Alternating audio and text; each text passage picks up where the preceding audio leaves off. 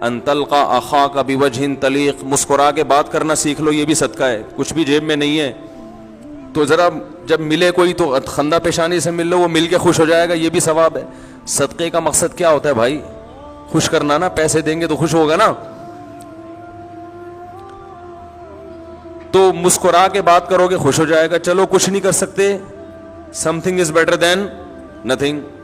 یہاں تک فرمایا کہ اپنے آپ کو جہنم کی آگ سے بچاؤ. کچھ بھی نہیں ہے، آدھی کھجور صدقہ کر دو، کسی کو کھلا دو، خوش ہو جائے گا.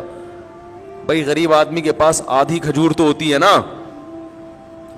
تو ان چیزوں کو ہٹا کے رسومات، میں اصل ٹاپک کی طرف آ رہا ہوں. ابھی جو میرا ٹاپک ہے اس کو چھوڑوں گا نہیں انشاءاللہ، لیکن پہلے تو جو اصل اسلام تھا نا، مسلمان نے اس کو چھوڑ دیا ہے. صدقے کو رسم بنا لیا ہے. صدقہ کی حقیقت کیا تھی بھائی؟ اللہ کے حقوق اور مخلوق کے حقوق، یہ دو چیزوں کا نام ہے نا اسلام. اللہ کے حقوق کیا ہے بھائی؟ 5 وقت نماز کی پابندی کرو، زکوٰۃ ادا کرو، رمضان کے روزے رکھو، زندگی میں ایک دفعہ حج کرو. اور مخلوق کے حقوق کیا ہیں؟ رشتہ داری جوڑو، ٹوٹنے سے بچاؤ رشتہ داری کو. اور اس میں سب سے زیادہ خیرات، صدقہ کھلاؤ. پیسہ بچا کے سانپ بن کے نہ بیٹھو، بیوی بچوں پہ، والدین پہ، رشتہ داروں پہ، پڑوسیوں پہ، اور جہاں بھی تمہیں دیکھتا ہے کوئی ضرورت مند ہے اس پہ خرچ کر کر کے اپنے آپ کو جہنم کی آگ سے بچانے کی کوشش کرو. صدقہ اللہ کے غضب کو ٹالتا ہے. اس کا فلسفہ یہ تھا کہ مخلوق کی خدمت، عمل میں زیرو، گستاخیوں کے فتوے دھڑا دھڑ لگتے ہیں. ذرا سی بات زبان سے لڑ گئی، گستاخ، صحیح ہے نا. اس سے یہ شو ہوتا ہے کہ ہم عشق رسول میں بہت آگے. خود نبی صلی اللہ علیہ وسلم کی سیرت دیکھ لو کہ آپ صلی اللہ علیہ وسلم نے لوگوں کی زبانوں پر فوراً گرفت نہیں کی ہے، ان کو موقع دیا ہے صفائی بیان کرنے کا کہ تمہاری اس بات کا مفہوم کیا ہے. تو ان چیزوں میں آگے ہو گیا مسلمان. اور جو صحیح اسلام تھا جس میں اللہ کی عبادت، کیا اسلام کو ڈیفائن کیا 2 لفظوں میں نبی صلی اللہ علیہ وسلم نے فرمایا اسلام یہ ہے نصح للہ ولی رسولہ ولی عامۃ المسلمین.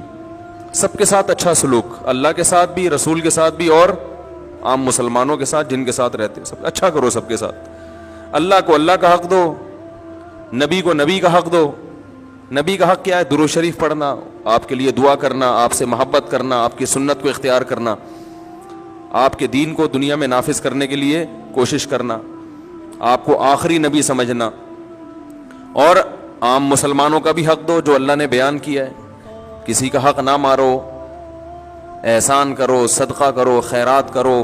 جو اسلام کے اصل حکام ہے، پردے کا قانون نافذ کرو، نماز کا قانون نافذ کرو، سینما گھروں کو بند کرو، بے حیائی کا خاتمہ کرو، عدالتوں بینکوں سے سود کو ختم کرو. یہ چیزیں نہیں ہیں بس مخصوص دن، یہ فلانا کا دن، یہ فلاں کا دن، یہ فلاں کا دن، یہ فلاں کا دن، اس دن اس نام پہ جلسہ ہوگا، اس دن اس نام پہ روڈ بند ہوں گے، اس نام پہ بتیاں لگائی جائیں گی، اس دن اس نام پہ دیگ پکے گی، اس دن اس نام پہ مٹھائی بٹے گی، اس دن اس نام پہ بکرا کٹے گا. یہ رہ گیا ہے. اسلامی تاریخ میں کسی ایک صحابی سے کوئی ایک دن ایسا بتا دیں جس دن کسی صحابی نے کسی کا یوم پیدائش منایا ہو، یا یوم شہادت منایا ہو، یا غم کا دن منایا ہو، یوم سیاہ منایا ہو، سوائے عید الفطر اور عید الاضحیٰ کے. بس اس کے علاوہ کوئی صحابی کوئی بھی دن نہیں مناتے، نہ صحابہ نہ تابعین. نہ ہماری فقہ کی کتابوں میں کوئی ایسا دن لکھا ہوا ہے. جو اسلامی لا ہے نا، قانون جو ریٹن فارم میں لایا گیا صدیوں پہلے، اس میں بھی کہیں نہیں ہے. قرآن مجید میں اللہ کا ارشاد ہے قوا انفسکم واہلیکم نارا، اے ایمان والو اپنے آپ کو بھی اور اپنی اولادوں کو بھی جہنم کی آگ سے بچاؤ. یہ اولادیں جہنم کا ایندھن بنیں گی اور آپ کو بھی اس جہنم میں لے کے جائیں گی. اگر آپ نے ان کے موبائل فون چیک نہیں کیے، اگر آپ نے ان کی نگرانی نہیں کی. آپ کا بیٹا اگر لڑکیوں سے دوستی لگاتا ہے، آپ کہیں بیٹا میں تمہارے ساتھ تعاون کرتا ہوں، میں تمہارے ساتھ نکاح میں تعاون کرتا ہوں، بتاؤ کون سی لڑکی پسند ہے، میں تمہارا نکاح کرانے کی کوشش کرتا ہوں اس سے. کوئی بات نہیں، جہاں تک میں نے تمہیں کھلا پلا کے جوان کیا ہے، یہ سب میں نے خرچہ کیا، اللہ نے پورا کیا، تو میں تمہارے نکاح پہ بھی خرچہ کروں گا. کوئی پرابلم کی بات نہیں ہے، تم میری اولاد ہو، کیونکہ وہ بہو میری بیٹی ہوگی، اس سے ہونے والی اولاد میری بھی اولاد ہوگی. تو باپ اپنے جو ہے نا وہ تھوڑی سخاوت کا مظاہرہ کرے اور اولاد تھوڑی سخاوت کا مظاہرہ کرے. اگر آپ کچھ کما رہے ہیں تو آپ کسی غریب لڑکی سے شادی کر لیں. اگر آپ کی آمدن کم ہے, نکاح کو اللہ کا واسطہ معاشرے میں پروموٹ کریں. آپ دیکھیے, دو باتیں کر کے میں اپنی بات کو ختم کرتا ہوں. نکاح پہ اللہ نے غنا کا وعدہ کیا ہے, ان یکونوا فقراء یغنیہم اللہ من فضلہ, فرمایا اگر فقیر ہوگے نکاح کرو, اللہ غنی کر دے گا, خرچے پورے کرنے کا انتظام کرے گا اللہ. دیکھیں نکاح والے لوگوں کے چہروں پہ رونق ہوتی ہے, اور جو نکاح سے دور بھاگتے ہیں ان کے چہروں پہ پھٹکار برستی ہے. فی نفسی, بکرے کا صدقہ کوئی بری چیز نہیں ہے, لیکن لوگ اس جذبے کے ساتھ کر رہے ہیں تو یہ بدعت ہے. آپ نے کیوں شریعت پہ زیادتی کی ہے؟ رسومات, غریب کو فائدہ نہیں ہو رہا, بکرے کی قیمتیں بڑھ رہی ہیں.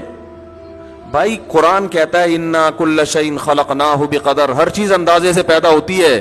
وَلَوْ بَسَطَ اللَّهُ الرِّزْقَ لِعِبَادِهِ لَبَغَوْا فِي الْأَرْضِ, اگر اللہ چیزوں کو اندازے سے پیدا نہ کرے, بے تحاشا پیدا کر دے, تو زمین میں اتنی رزق کی فراوانی ہو جائے گی کہ لوگ اللہ کے باغی بن جائیں گے. ہر چیز کا حصول ہر ایک کے لیے بہت آسان ہو جائے گا. اللہ نے نہیں رکھا آسان, اللہ نے کہا کچھ امیر رہیں گے کچھ غریب رہیں گے. تو اسی حساب سے اللہ بکرے پیدا کرتا ہے تاکہ ان کا ریٹ ایک خاص حد تک رہے.